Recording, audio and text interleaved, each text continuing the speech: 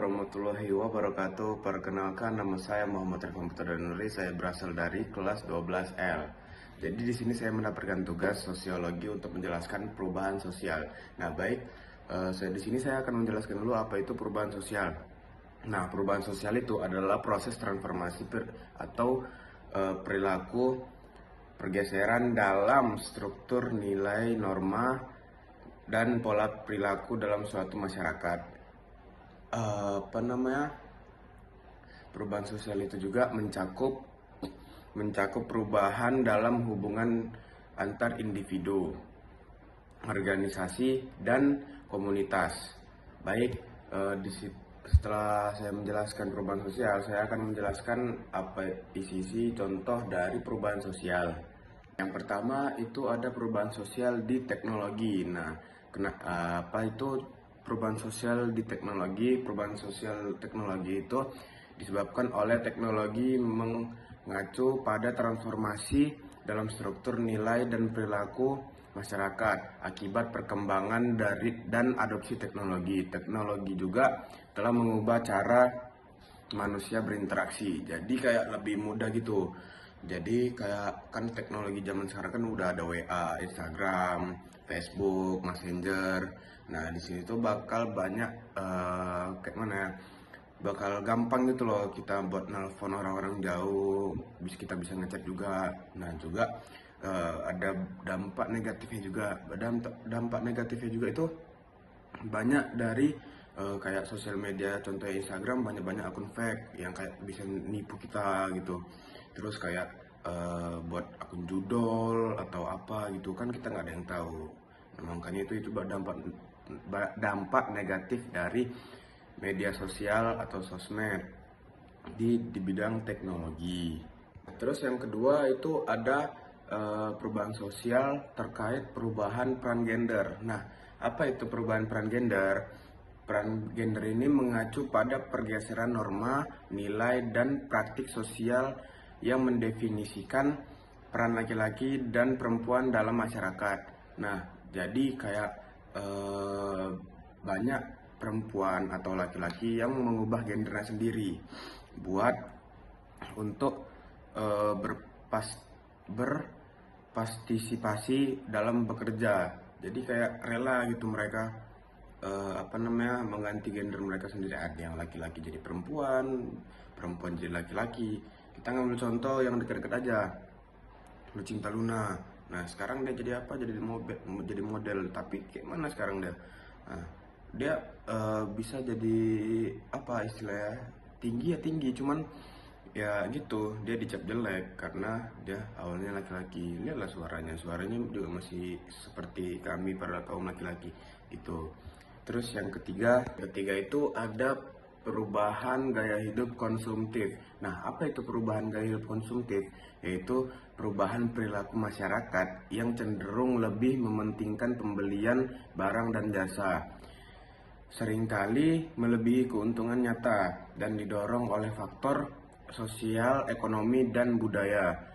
Nah, perubahan konsumtif ini itu adalah fenomena yang semakin umum terjadi di era modern seperti sekarang, dipengaruhi oleh berbagai faktor seperti pengaruh media sosial, iklan, dan tekanan sosial untuk mengikutkan tren. Nah, seperti kayak contohnya sekarang kan udah banyak aplikasi-aplikasi yang bisa kita beli online kayak Shopee, Lazada, Tokopedia. Nah, tapi banyak yang kayak contohnya di Shopee itu ada SPayLater. Nah, SPayLater itu kan buat ngutang-ngutang kan kalau kita mau beli kan. Jadi disitulah orang-orang buat SPayLater jadi numpuk, banyak utang, nggak ada yang bayar gitu.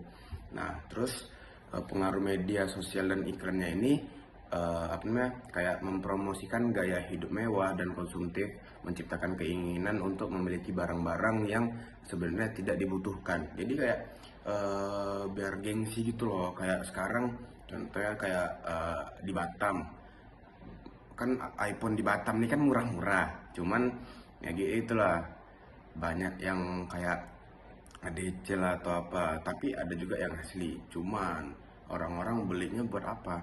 Buat gaya-gayaan, buat gengsi. kayak biar oh aku punya iPhone, terus orang-orang nengok oh ini iPhone, nah itu contohnya.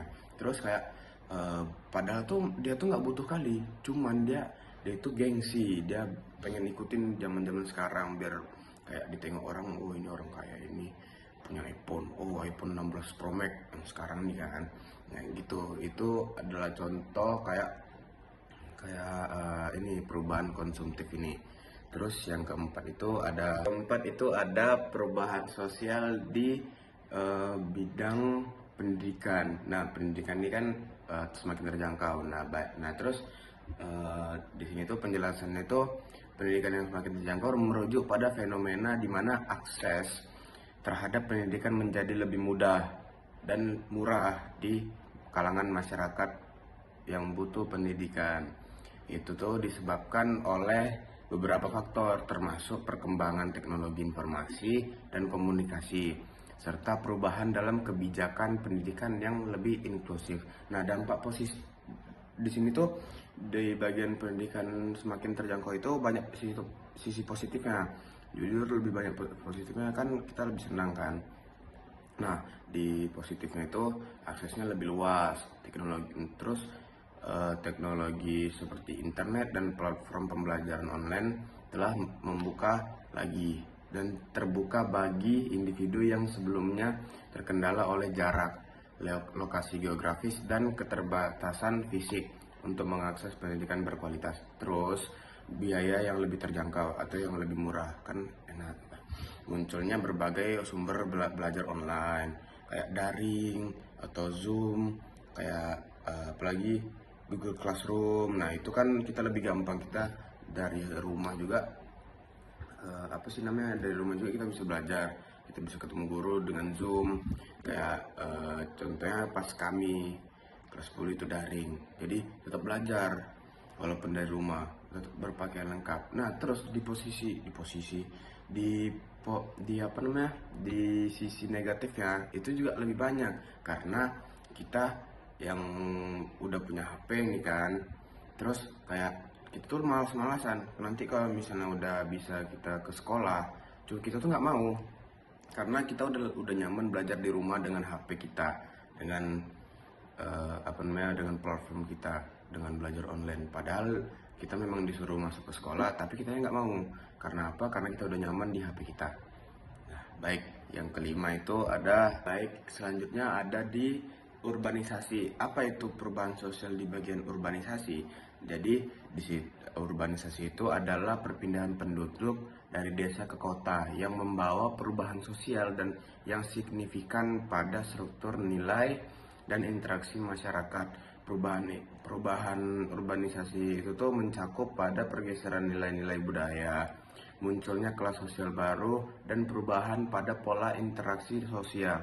Nah, dampak positifnya perubahan sosial urbanisasi ini tuh ada peningkatan ekonomi, terus perkembangan infrastruktur, dan akses lebih mudah ke layanan masyarakat yang lebih luas. Terus dampak negatifnya itu ada juga, dampak negatifnya ya pasti ada juga dampak negatifnya dari sebelum-sebelumnya juga kan. Nah, dampak negatifnya dari urbanisasi itu ada peningkatan kesenjangan sosial. Itu urbanisasi dapat memperlebar kesenjangan sosial antara kelompok kaya dan miskin. Jadi kayak betul-betul kayak apa gitu jadinya kan. Terus terutama karena perbedaan akses terhadap sumber daya dan peluang. Terus masalah lingkungan. Nah, pertumbuhan kota yang pesat dapat menyebabkan masalah lingkungan dan seperti polusi udara, air, dan kemacetan lalu lintas. Nah, itu dari masalah lingkungan di urbanisasi. Terus yang terakhir ada perubahan budaya dan nilai. Nah, urbanisasi itu bisa memudarkan nilai-nilai tradisional dan budaya lokal serta meningkatkan individualisme dan gaya hidup konsumtif kayak yang tadi sebelumnya. Gaya hidup konsumtif itu biar kayak gengsi gitu. Nah, baik, sekian dari saya. Saya Muhammad Rifan Turdanuri, saya akan undur diri. Lebih dan kurangnya mohon dimaafkan karena saya manusia, bukan yang lainnya. Baik, sekian dari saya. Assalamualaikum warahmatullahi wabarakatuh.